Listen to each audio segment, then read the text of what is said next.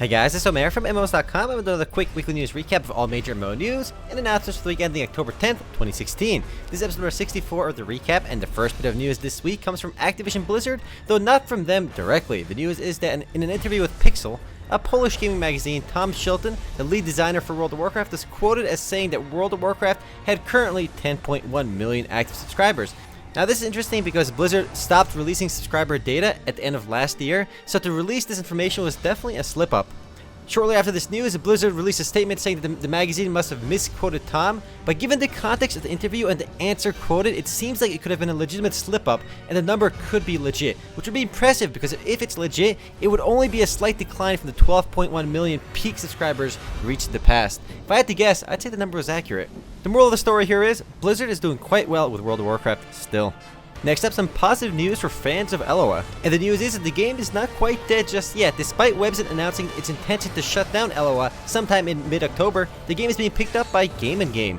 No word exactly when Game & Game will pick up the service, but there is a splash page for ELOA at gameandgame.com/games/ELOA, and it says coming soon, and that is for Elite Lord of Alliance. So the game is not dead yet. No word if you can transfer characters to the new service just yet, or if you have to start over or not. We'll learn more when it's officially announced. All we see is the splash page. Next up, Rift Starfall Prophecy is set to launch the open beta on October 13th. It's Rift's first paid expansion since going free to play. The expansion adds 5 new zones, 2 new dungeons, and increases the level cap to 70 and more. Pre-orders are available now, $60 for the digital deluxe version and $40 for the standard versions, and both come with an instant level boost to 65. And again, it's set to launch the open beta on October 13th. And speaking of paid expansions, we have EverQuest 2's 13th expansion, Kunark Ascending, launching on November 15th. It'll be available for $34.99, $89.99, or $139.99. And the expansion adds all new dungeons for solo, heroic, and raid parties alike, 4 new Ascension classes, as well as epic weapon upgrades and more. And following the footsteps of other major expansions, EverQuest 2's 13th expansion includes a level 100 boost for all characters. No matter which package you buy, you do get that free level 100 boost. So a lot of games are following the footsteps of WoW and various other games of pushing you towards max level and skipping all that pesky early game content. Next up, we have yet another expansion update, this time for Star Wars The Old Republic. They unveiled their Knights of the Eternal Throne trailer. And yes, despite it being a free-to-play game, you do have to buy the expansion for Star Wars as well. The trailer below is called Betrayed, and it's a cinematic trailer and serves as a prequel for the story in Knights of the Eternal Throne. Very cool trailer, worth checking out. And as always, there are pre-order rewards for those that buy the expansion early and remain subscribed to the game. Knights of the Eternal Throne is scheduled to launch on December 2nd. And introduces a whole bunch of new content to the game, including new uprisings, which are 3-player missions, and a bunch of other goodies. And again, the update launches on December 2nd. If you haven't seen the trailer yet, do check it out. Moving right along, we have Atlas Reactor, which officially launched on Steam, and it's actually the first Discord voice-supported game, which basically means the game just supports very easy access to join Discord in between games and talking to your teammates. The game is free to play, but many of the features are kind of locked away under that pay model. It costs $30 to get the All Freelancers Edition, which gives you access to all of the game's heroes. Now, what surprised me about the game's launch is that it actually has a lot of traction. I actually really liked Atlas Reactor, but I thought it was going to be a niche game, and it's getting anywhere between 1,800 to 3,000 players at any given time right now, which is quite good.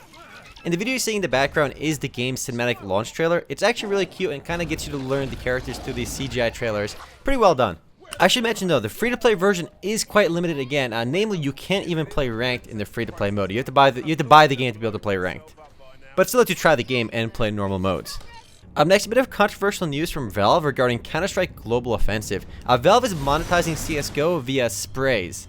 Whereas previous Counter-Strike games had sprays built in, and even Team Fortress 2, you can kind of put your own sprays into the game. CSGO just didn't have sprays, and they're adding graffiti sprays into the game now, which must be purchased with charges of 50 each, so you have to pay per use almost. A spray can be applied once per round or every 45 seconds. It's kind of weird to see them monetizing sprays on, like, you have to buy sprays to use them every single time.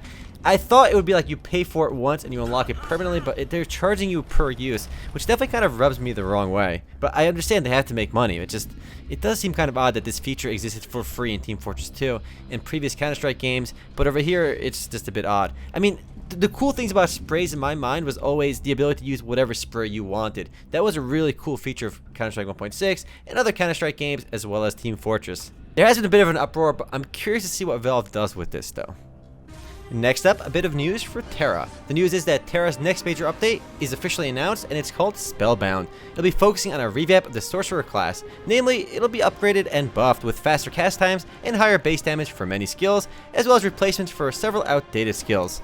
Aside from the Sorcerer changes, there'll be 2 new unannounced dungeons, as well as a bunch of other changes. No word on exactly when Spellbound is launching, it's just that we know it's coming soon. It will be a free update though, and that's worth mentioning, considering all the expansions we talked about this week so far have all been paid expansions. But yes, this update will be free, as all Tera updates have been. Up next, a pretty big update for Elder Scrolls Online. The 1.10 update officially went live, and it changes the game quite a bit. Namely, character levels now scale to any zone they visit, as well as item drops also scale to character levels. Alliance restrictions have also been removed in all open world zones, except for Drill and Imperial City. And beyond this, there's actually a lot more. It's probably the biggest update to the game since it went free to play. ZeniMax also teased players with a new look at the game's player housing system, which is set to launch in early 2017. So there's a lot going on in Elder Scrolls. If you haven't played it yet, it's worth checking out. Up next, also in free expansion related news, Cabal Online Episode 16, Legends Unleashed, is officially live. It's cool to see SF still working on Cabal Online, even though Cabal 2 is live. The key feature of the update is the new Legend Arena, which is level 180 solo instance. Also included though are powerful new class specific abilities and balance adjustments for each class. Cabal Online is definitely a bit of an oldie. It launched back in 2008, but it's still getting loved from its developer Estsoft. Moving right along, AdventureQuest 3D is set to launch in open beta on October 18th. It's the latest game from Artix Entertainment, and AdventureQuest is a bit of a classic for a lot of us older guys, as it launched back in 2002 on the browser. I played it ages ago. I'm looking forward to playing AdventureQuest 3D. I haven't even checked it out yet, so I will do a first look for it relatively soon. And again, open beta is on October 18th. Up next, COG Games announced a new character, Mac, for HeroWarz. And yes, that's HeroWarz with a Z. While COG Games is still best known for their work on Elsword, HeroWarz is their latest title. The new hero, Mac, is a gun-toting character that specializes in single target elimination. The new character is already officially live, and if you haven't played HeroWarz yet or curious about it, do check out our first look video or even the Sunday Funday video, as we played it for quite a while and had some fun with it. As always, COG Games makes some pretty excellent trailers. Yes, they are.